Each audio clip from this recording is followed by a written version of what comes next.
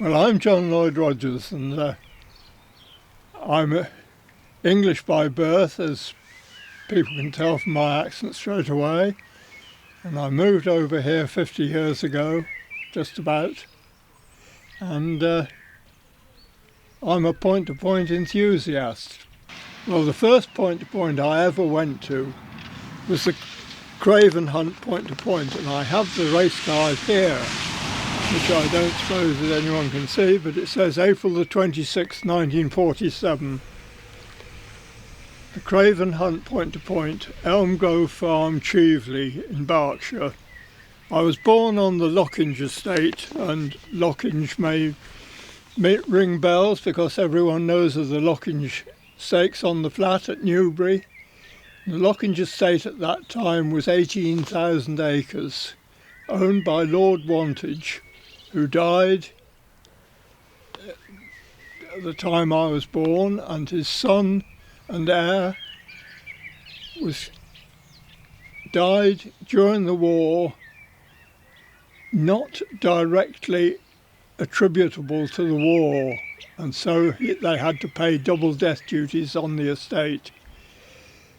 The other association people will know about Lockinge is Henrietta Knight.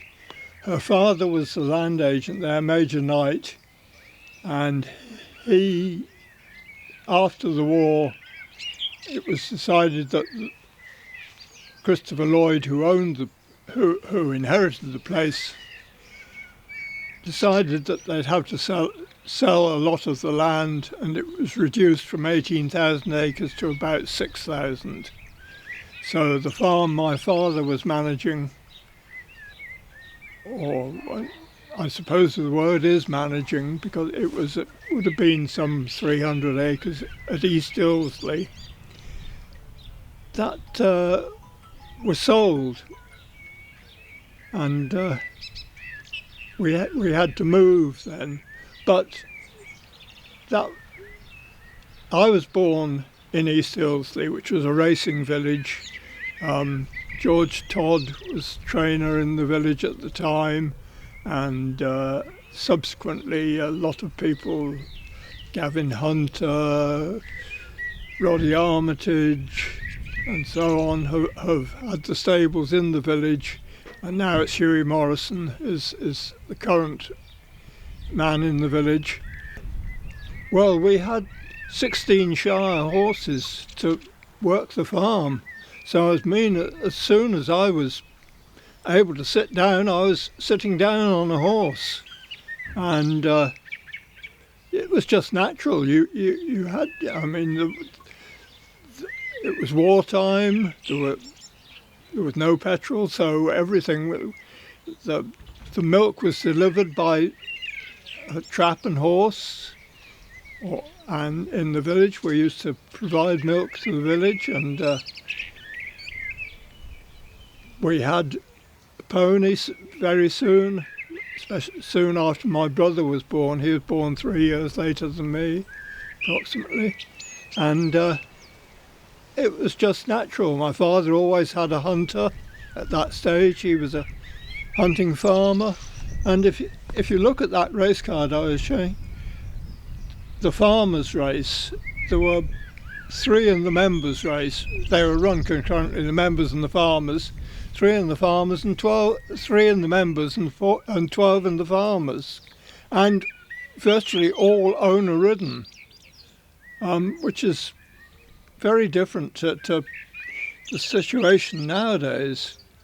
Of course, I mean, everyone trained their own horse, looked after their own horse. As I say, my father rode in that first point-to-point I went to, and from then on I've been to at least one point-to-point every year. As far as I know, I've never missed a year. The 2 years I only went to one was when I was in the army in Germany. But as I say, we moved to Little Horwood, and then we had point-to-point on what was part of the estate my father managed, which was 3,000 acres for a chap called Sir Michael Dewar, who was the boss of British Timken, who'd made a fortune during the war from supplying roller bearings for Sherman tanks and what have you. And so we were there for only about 3 or 4 years actually before he died, and then my father went on to take over one of the small farms which had been part of the estate, which was owned by the lot called the Merchant Venturers of Bristol, who was an old international trading company, and we had a farm from them, but they wanted to sell that one, and so they gave us a different farm, which was not far away in Buckinghamshire. My father always had 2 or 3 hunters. When I left school, I went to boarding school for my sins, and when I left school, having failed to get my A-levels and couldn't get into university as my mother was always hoping, I decided I was going to join the army, because at that time I suppose I was a bit insecure. Having been to boys' boarding school, you're not really very socially aware, particularly where girls come in and things like that. And also at school I'd not been a prefect, so I hadn't had any authority or anything, and I decided if I went in the army it might be to my benefit anyway. And having been in the Boy Scouts, I had no doubt I'd pass the commissioning board anyway, and because the skills you learn in the Scouts are great. So anyway, I had 6 months at home, and from Christmas until the beginning of June anyway, and my father had one horse there that was, well, he only had the one that was any good. It had run in point to points before, but I thought I'd better do something with my life and what have you, and so I got the horse fit and everything, and by this time I was going to a lot of point to points, but I'll come back to that. Anyway, I thought I'd get the horse fit and everything, and I got some ideas about how to train the horse and everything from people around who knew these things. I mean, I wasn't just starting from scratch, but and eventually, come the time of the Bicester hunt, point to point, which was our local hunt, my father sort of backed me into a corner, and on the Monday when entries, a matter of hours after the entries had officially closed, and he got me in the corner, basically backed me into the corner and said, "Well, are you going to ride this bloody thing on Saturday?" And I couldn't back out. I was so angry with him at the time, and I said, "Of course I am." He says, "Right, I'm going to enter you then." And he'd been very clever about it. He knew very well that if he didn't get me a bit annoyed, I would have chickened out and said, "No, I'm not. I just enjoyed it." So anyway, I was in the members' race and everything, and there was a number of people I knew there in the members' race. I'd met John Webber before, who was the local man before. This was before he took out a licence to train himself, and he was very nice and supportive. But there was one young man there. He'd have been a couple of years older than me, but when you're that age, a couple of years, it makes them a lot older than you are and more. And I remember going down to the start, he turned to me and said, "Can you hold that bloody thing?" And I said, "Of course I can." Anyway, the race started, and needless to say, I didn't need to hold the bloody thing. He wasn't really fast enough to go the pace. But after a while, I began to enjoy myself, and got to the 13th fence, and unfortunately took my mind off, took my concentration off doing the fence, and the horse pecked slightly, and I went out the front, and that was it. And I never got another chance to ride, unfortunately, because I then went to Germany and was in Germany for the next 3 years. And by the time I came out, the horse was finished, and my father didn't have another horse, and I never went anywhere, and I've never had the money for a horse for myself. And although I rode occasionally, but it was only occasionally, I was at home, and I wanted to go to the Heathrow point to point, because the Heathrow had a classic race, the Lord Ashton's Cup, which was 4 miles, and unlike Irish point-to-point courses, the regulations for British courses were that no more than 2 fences could be jumped 3 times, or twice. No more than 2 fences could be jumped 3 times. That's it. No. And so you had to have, for a 4-mile race, you had to have a really long track to do it. And I'd been to the Heathrow the year before with some friends, and I wanted to go to the Heathrow. This was during the school holidays, of course. It's the only time I could go point to point when I was at boarding school.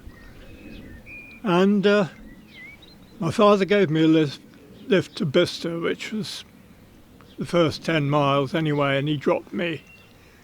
And there I was thumbing a lift, because hitchhiking was the way to get round in the world in those days. Everyone gave everyone else a lift, and there was never any thought of danger or anything like that.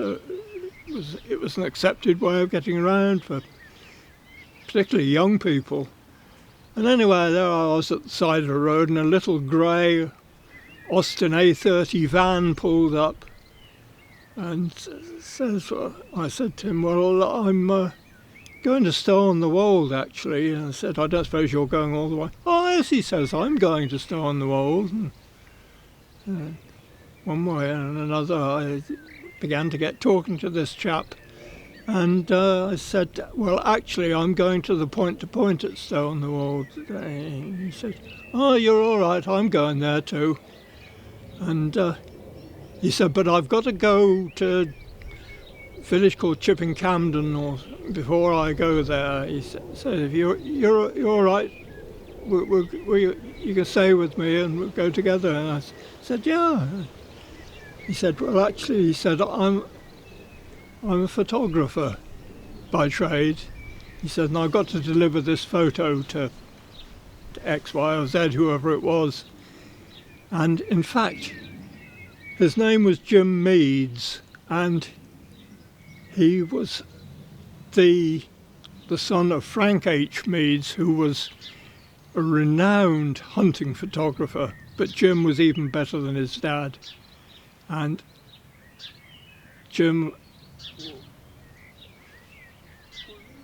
absolutely amazing, the photographs he took, the hunting photographs. He was an artist in his way he could frame a picture, and got the glorious pictures of hunting. And anyway, so I started, and Jim went to all the point-to-points, and so he said, "Well, you know," he said, "I go past your door quite often." He said, "I'll give you a lift if you like." And so we started going on a regular basis. And that 6 months before I went into the army, I went at least twice a week everywhere with Jim, all over the country. And he introduced me to all the interesting people in point-to-points, people who I would never have got to know otherwise, and I suppose that was what really built my interest in point-to-points, and through him I met Geoffrey Sale. Now, Geoffrey Sale was the first person to write a point-to-point form book, and it was what Mike Barrett and Donald Arnold developed into their form book.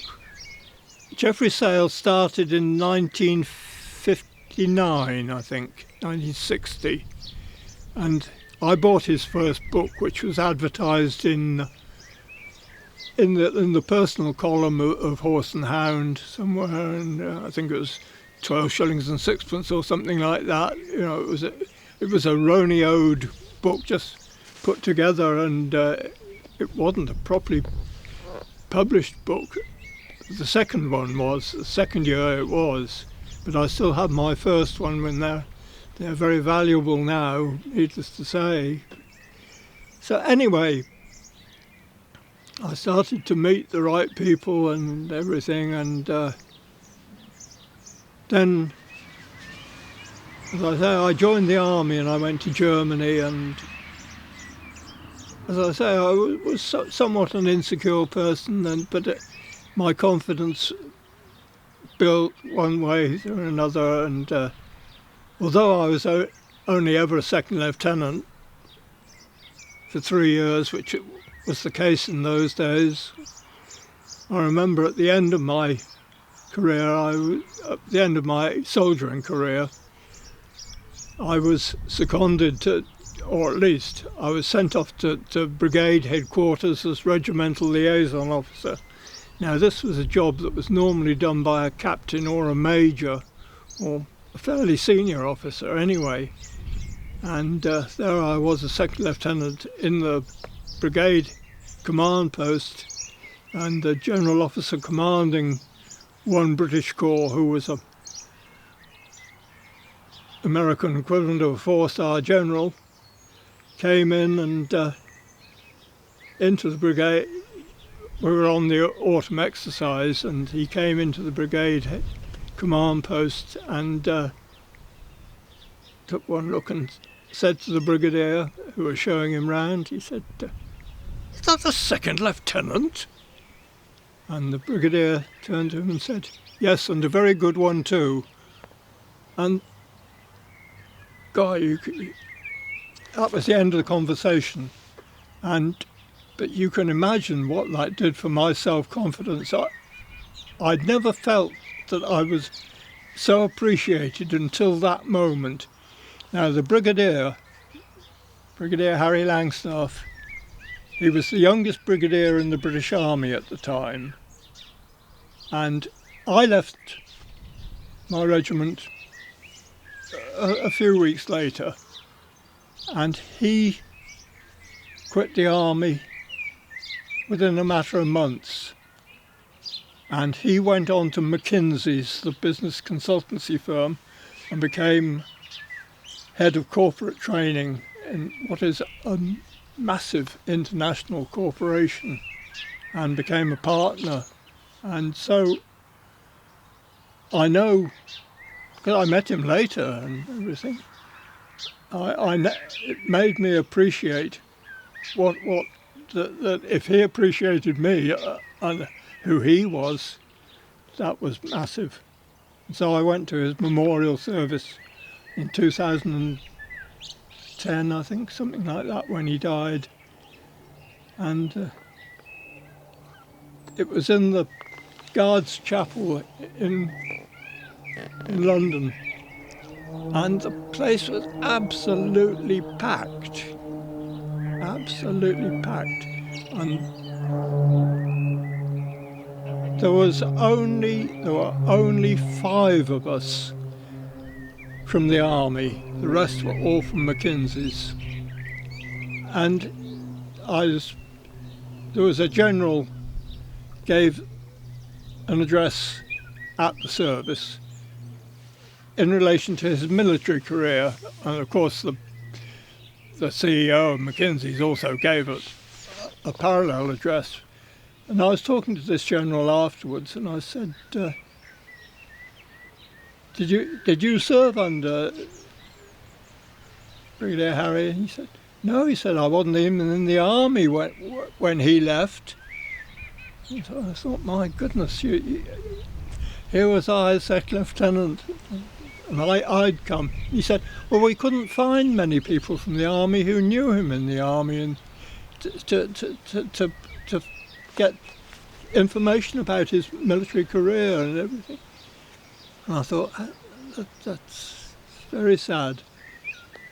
Very sad. But still, that's the way it goes. During my leaves from the army, I came home for point-to-points. Now, I came home during the big freeze of 1963 and got 0 point-to-points. And I came back in 1964 for the point-to-point season then, and I went a load of places with both Jim Meads and Geoffrey Sale. And it was while I was at home on leave that I realised that my heart was in farming and not. I could have taken loads of jobs from the army because when I left, I mean, people like Esso and big corporations like that were being encouraged to give jobs to the young officers leaving the army, so I decided I'd go to agricultural college. So first of all, my first year after the army, I went up to Cheshire and worked on a dairy farm. Because I didn't have much dairy experience, my father was principally tillage and sheep. And so anyway, I decided. And by this time, I had applied for a place in agricultural college, and I applied to the Royal College at Cirencester, and they sort of very off-handed reply I got from them. Sort of, well, if you really must come here, we probably take you. And I also applied to Shuttleworth College, which was a small college in Bedfordshire. And I went for an interview there, and I was interviewed by Ken Russell, the principal. Now, Ken Russell was one of the leaders in dairy farming at that time, and Ken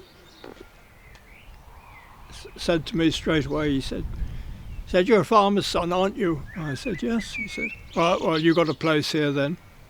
It's just as simple as that. He said, he says there's no good not educating the farmers' sons because they'll be the next generation of farming. And I thought, you're dead right, Ken. And I loved Ken Russell. He was a great communicator and a great teacher of farming, and created such a family atmosphere at the college. We all loved it. So anyway, there I was in college, and of course I used to go. Unfortunately, Ken Russell's his one lecture of the week was always late on a Saturday morning, which and in those days the point-to-points were only on Saturdays. So I used to get a friend of mine to take down the notes, but Ken knew chances are I might well be away for a point-to-point, and he never mentioned it. And one way or another, I ended up winning the prize for dairy husbandry from Ken, because I always went up whenever he came up to see the cows. I was volunteering to do the milking, it wasn't very often, but being in the right place at the right time is always the thing. So anyway, as I say, I was there, and I was going to the point-to-points and reporting back for Geoffrey Sale and one way or another, and there I was stuck in Shuttleworth College, and just up the road was Bedford PE College for young ladies, and there I met Chris, and when I got a job on Ken Russell's recommendation down in Sussex, Chris came with me, and we married, and we've been married over 55 years now, so that's but we used to work together at the Point to Points. I mean, we used to have to do all sorts of things. Unfortunately, I went to a place called the Pestalozzi Children's Village, which was specialised in teaching children from emerging countries, giving them an education which they wouldn't get in their own country. A lot of them were extremely intelligent and clever, and but unfortunately it meant that they were at school during the week, and that Saturdays was the one day they had to do they got the lectures at the Pestalozzi Children's Village, and I was farm manager and farm teacher, and so there was no way I could get out of it. I didn't. So Chris covered the Point to Points in a lot of cases for me, and we used to have to telephone into the Sunday Telegraph, which reported, which gave the Point to Point results from the Saturday, and you used to have to stop on the way home and dash in and to a telephone box and ring them by reverse call, and that again was thanks to Desmond Hill, who was the Daily Telegraph's Point to Point correspondent. He was principally their rowing correspondent, but Point to Points were his sideline, and he ended up writing more on the Point to Points than he did on the rowing, but he was an oarsman by inclination. Well, as I say, I started for Geoffrey Sale when I was up in Cheshire. I became principally his area. I'd done the odd one for him before that, and in fact, in his book he always put me down as ubiquitous rather than gave me a region, because I would do odd ones for him. And then there were other people when Raceform and Race Guide started printing a weekly results booklet, I did the odd one for them as well. I mean, if I mentioned the name Ray Gould, it wouldn't mean anything to anyone nowadays, but Ray Gould was one of these people who... So I was doing it for him, and I was doing it for Geoffrey, and as I say, for Desmond Hill, and do odd bits for Hugh Condry for the Horse and Hound, and I wasn't doing anything for Michael Williams at Sporting Life in those days, but I ended up as a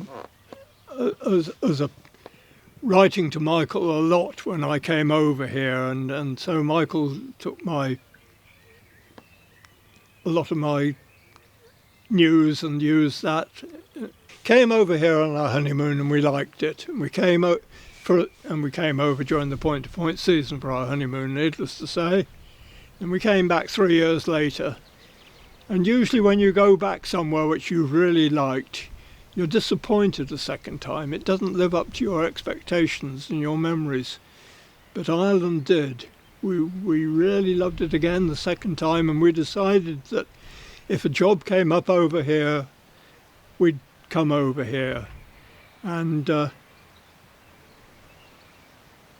3 years later, we had two small children at foot by that time, and my job at the Pestalozzi Children's Village came to an end, and we went back to my father, who was living in Wales at the time. And a job came up over here at Kilcock, and it was a cattle job. Someone there was at Kilcock was wanting to start a suckler herd as the primary thing on a stud farm, and so I applied for the job, and luckily the chap, the firm that was doing it, I had knowledge of them through a neighbour of mine in Sussex who was also employed by them, and so I said to him, put in a good word for me, and sure enough he did, and I got the job over here. And so I moved to Kilcock in January 1974, and Chris came 3 months later. And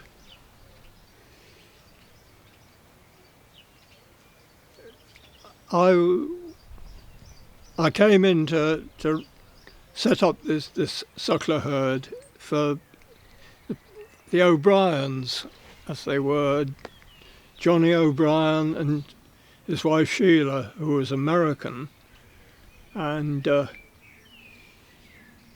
she came from a wealthy American banking family, I believe, whereas Johnny O'Brien, his father came from Clonmel, and he was a baronet, the father, and so Sheila O'Brien had the attraction of she could marry a man who was going to give her a title. She would be Lady O'Brien when he inherited the title.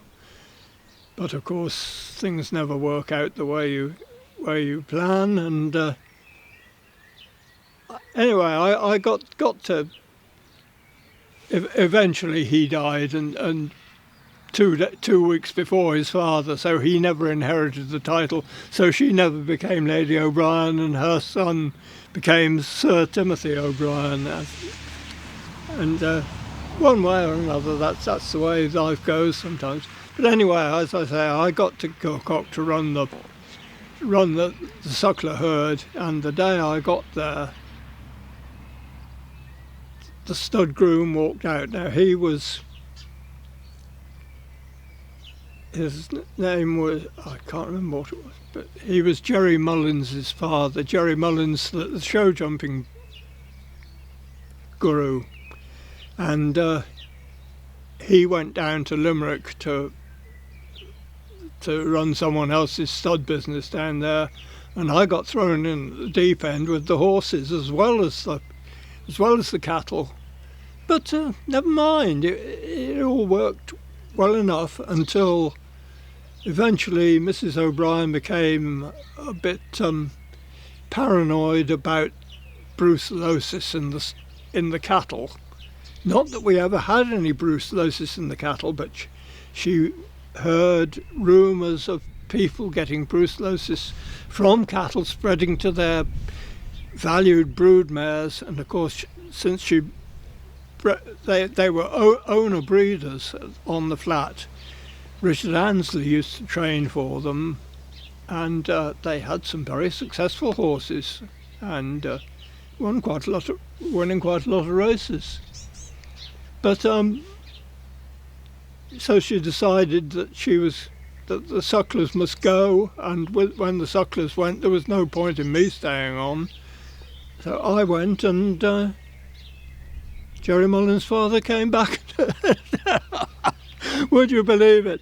But anyway, I knew one of the vets who came to us was Johnny Harrington, and he was in Donnerdee, and I said to him, I don't really want to go back to England at the moment, because it was just that we wanted our children to finish their primary education here before they went into secondary education.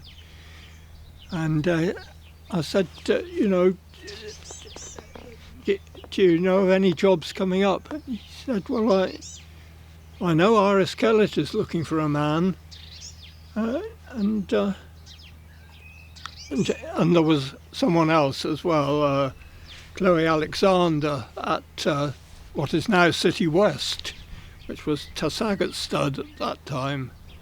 And I knew her, at least I knew her husband, and I decided that I would steer clear of that one because I could see that it wasn't really the right job for me. But the Iris Kellett, yeah, I'll give Iris Kellett a go. So I came over, and she hadn't offered me the job 5 days before she rang me up saying, would you come over and do something for me? And so, being the sucker as I am, I came over, and so I ended up working for her as well as finishing off my notice at Kilcock. And one way or another I got to Iris Kellett, and of course she was running the riding school at Kill in those days. And first of all, she hadn't got anywhere for us to live or anything like that, so we took on a tenancy in Salins, so I was quite away from both Kill and Rathmore, which was her home.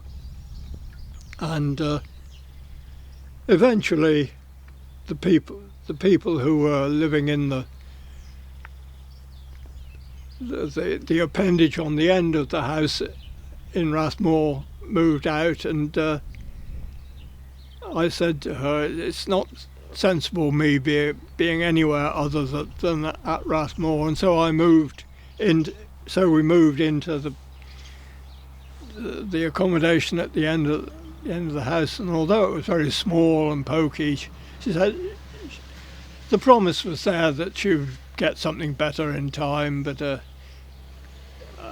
30 years later we were still there, so one way or another but the advantage of being at Kill, working at Kill, which I did for 10 years, as well as working in Rathmore, was one of our neighbours at Kill was a certain Ted Walsh. Now, Ted used to come down and have use of the covered riding school at Kill. As long as he was out by 11 o'clock, he could have he could have it in the early morning. So I got to know Ted quite well, and one thing and another. I mean, I used to go point to point with Ted. I'd already gone to points with loads of people over here. I mean, I'm not the most social of people, but I still made friends with people that mattered. I mean, people like John Quealy and John Slater and people like that, Alfie Evans, who were riding around the country at the time, and one way or another. And so I would go with Ted. I mean, and Ted had three smalls at the time. And we used to go in the horse box, and they'd sit on my lap in the front and what have you, and what have you. Oh, we good days. And this was before Katie was even born. The others were going. Yeah. So Ted thereupon knew about my love of point-to-pointing, and although I suppose when the riding school in Kill closed in, what would it have been? I went there in 79, so we must have closed it in 89. Oh. Halfway through my time at Kill, the car was getting a bit shook, money was getting tight, our two kids were in school, and we had a third one just on the way, and I was cutting down on the point-to-points. I doubt I was going to more than about 5 or 6 at that time in the year.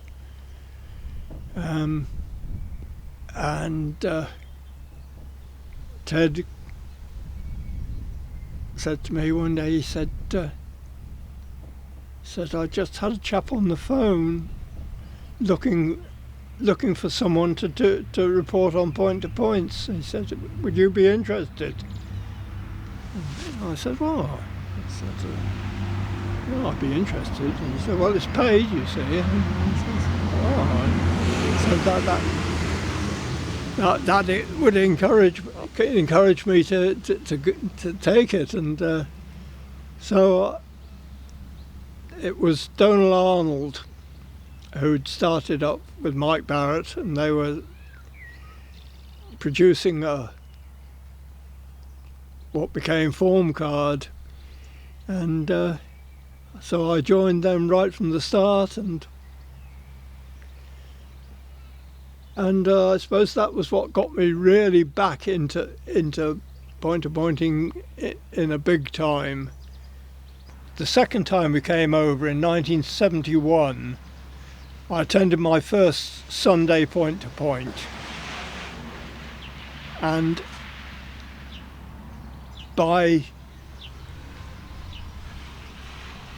I suppose, just another 10 years later, Sunday point-to-pointing had become the norm rather than the unusual. And working with Iris Kellett, although my Saturdays were very difficult I did at least, once I'd fed the horses in the morning, I had the rest of the Sunday to myself, and I could go to a point-to-point. And so I was going, and in fact, when Mike and Donal split up, and Mike carried on his own after a while,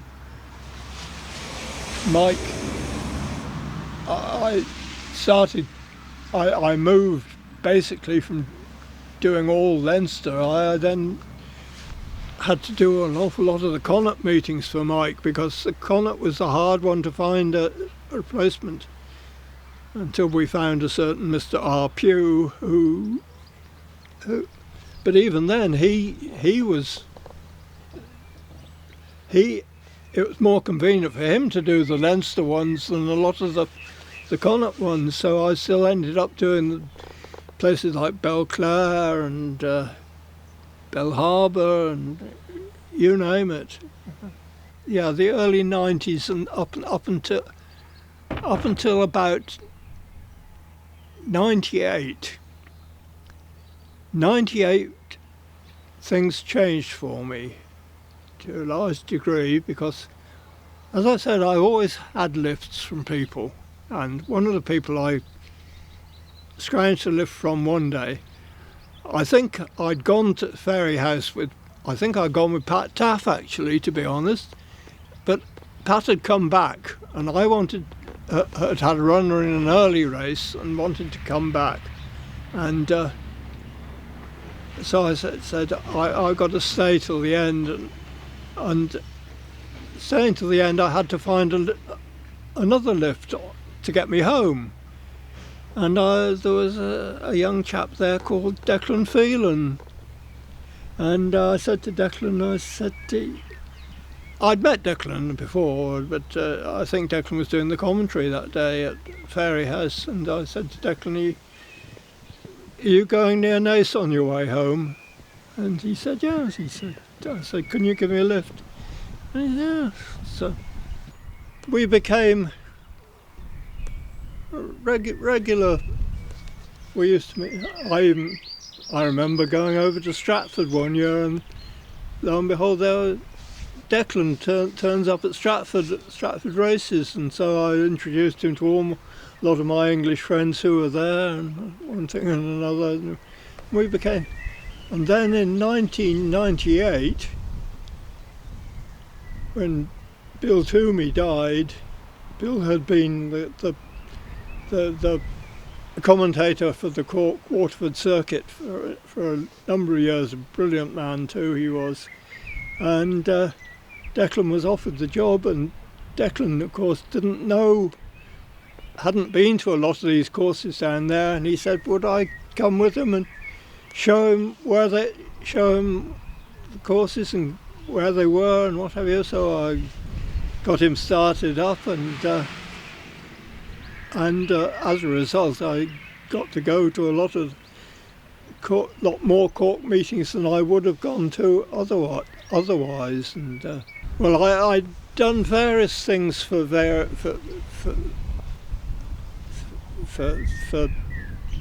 bits. I'd done bits for the Horse and Hound, and I'd done bits for I think it was a magazine called Irish Horse or something like that. And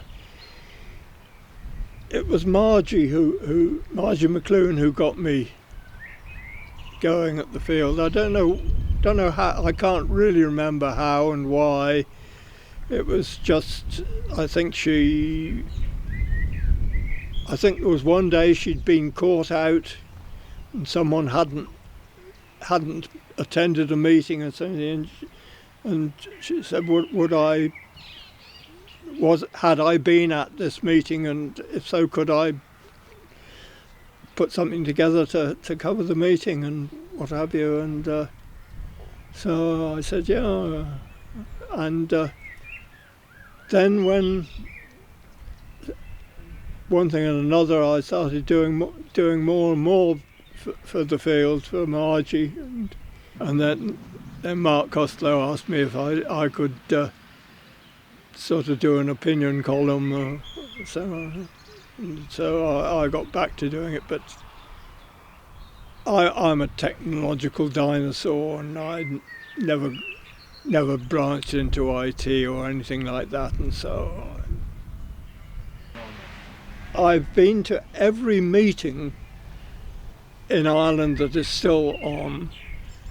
As I say, I'm one point-to-point course short of having been to every one, but I've been to over 200 point-to-point courses in Ireland, which is quite. I never went to the South Tyrone point-to-point, although I did go. I went to a meeting, but it was off. So I don't have a race card. I have all my race cards dating back to 1947. There are a few that my mother threw out, unfortunately, that relate to the early 50s and late 40s. If I was offered any horse at the time it was racing, the horse I would choose would be Eliogarty. I choose Eliogarty for many reasons. He was a lucky horse. Carolyn Beasley, who owned him, was a lucky rider. They were both lucky in that they had each other. Eliogarty was lucky because Caroline didn't ever give him a hard ride. She didn't know how. She was a novice rider, and I'm sure she would still admit that she was a novice rider, and she didn't know how. If she'd put a hardened rider on him, the horse would never have lasted as long as he did. And she got such marvellous. The fact that she was the first lady rider to win at Cheltenham and Aintree is immaterial, I don't think. He just gave her the fun, and she took it, and that was it. But you look at Eliogarty's record. He won both the Ladies' Cup and the Latouche in the same year. Now, there's never been another champion hunter-chaser in my time that was that proficient over the Banks courses at Punchestown, and he won every decent hunter-chase in Ireland. He won every decent hunter chase in England bar Stratford. And that wasn't through lack of trying, because he was placed twice in the Stratford race.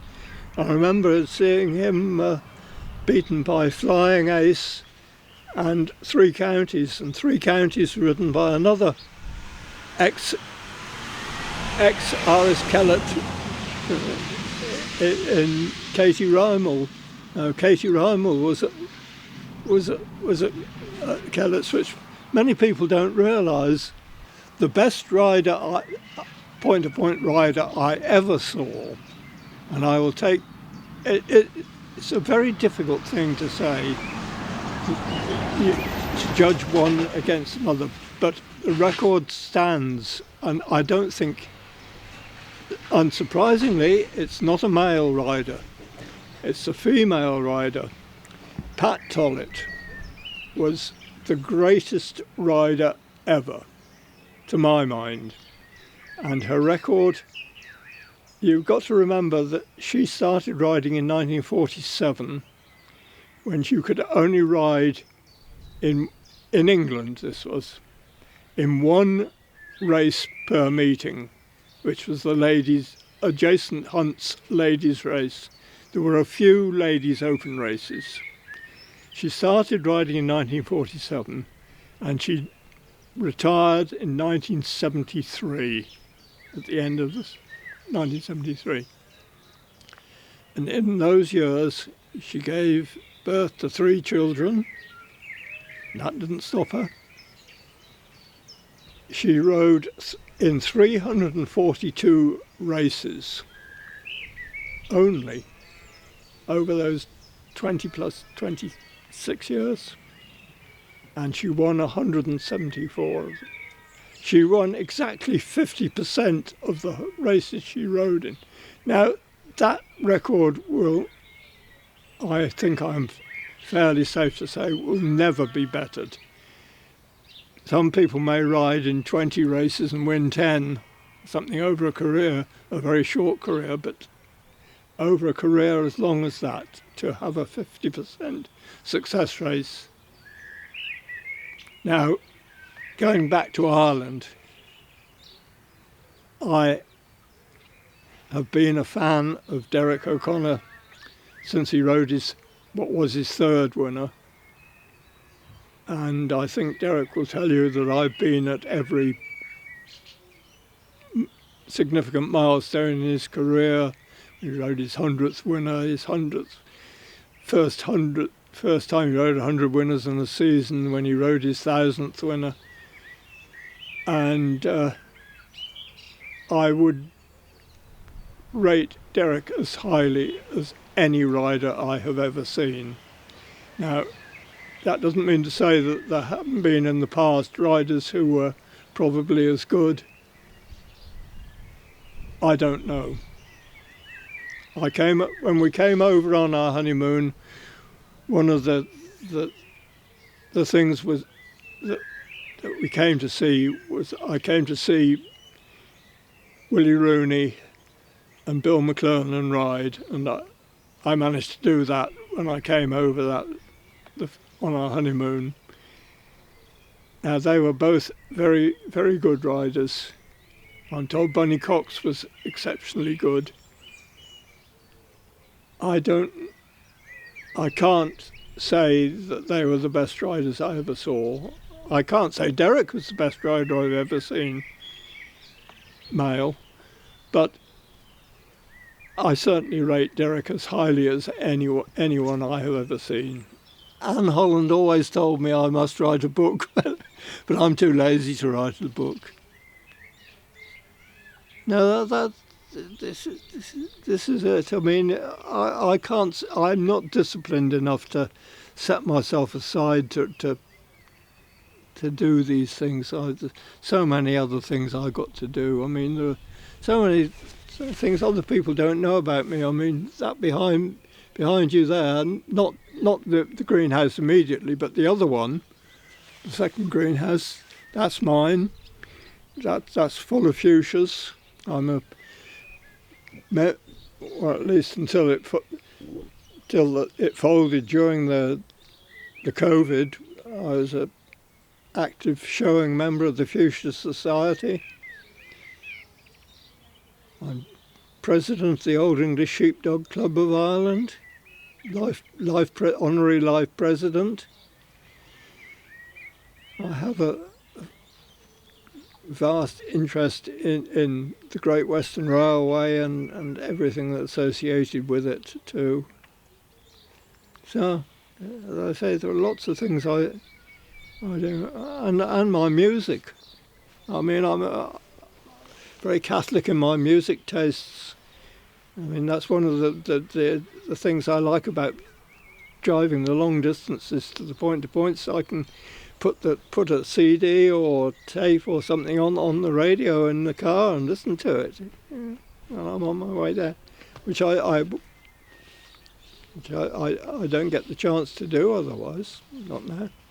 Well, we have to move with the times. Now, when I first came over, the plastic fences were just being introduced. They did help make horses jump. The big change I have seen, though, I think, is not in the standardisation of the fences, but in the way that handlers make their horses jump now. Horses jump so much better. The number of fallers has fallen dramatically. I mean, there are still meetings when there are quite a number of fallers, and but on the whole, the standard of jumping is vastly improved. Now, when I first came over, we would have 5 races at a meeting, and only one of them would be a maiden, probably. The 4-year-olds had to compete against older horses, and in fact, the older horse, there were very few 4-year-olds running in those days.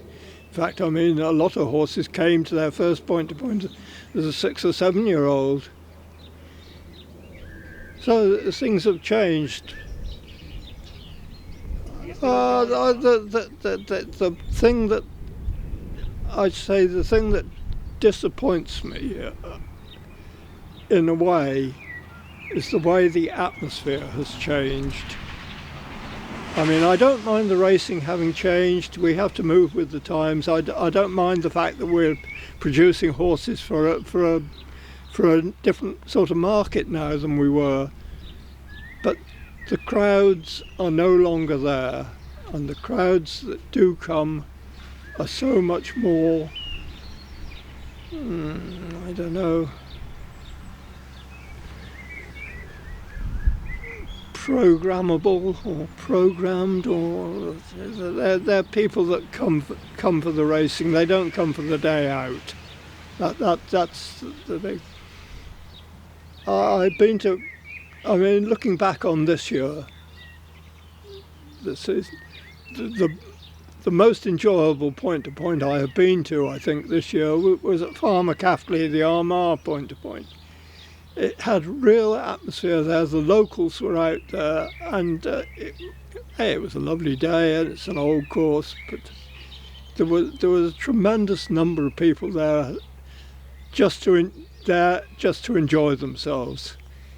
Now, you get big crowds at other point-to-points, but it's not the same.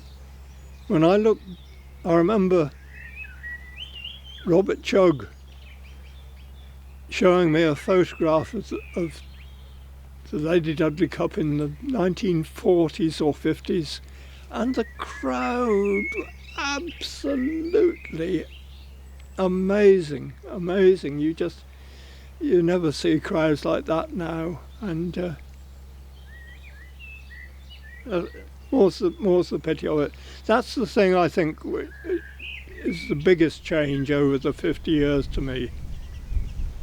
As I say, I'm prepared to move with the times. I don't like it that there are 5 maiden races, but at least we've got 5 races. I mean, 5 competitive races, and if there's only one race for horses that have won before, so be it. I mean, I'm willing to accept it. At least we've kept our racing going, whereas the British have determinately decided that they are not going to move with the times. They are going to try and stick with the old ways it's always been done, and it just isn't working for them. They've got to decide that a modern version of point-to-pointing is different, and then they're not going to keep people coming for a social event if they're just going to end up with walkovers and two-horse races. And at least we got proper racing, which is good. I've ridden in a point-to-point. I trained the horse I rode. I was a point-to-point secretary. I've done virtually everything. The one thing no one's ever asked me to do is be a steward, and I don't know that I would want to do it now, because I'm probably too old now. Although I may be 80, but I still walk the track every meeting I go to. Almost every meeting anyway.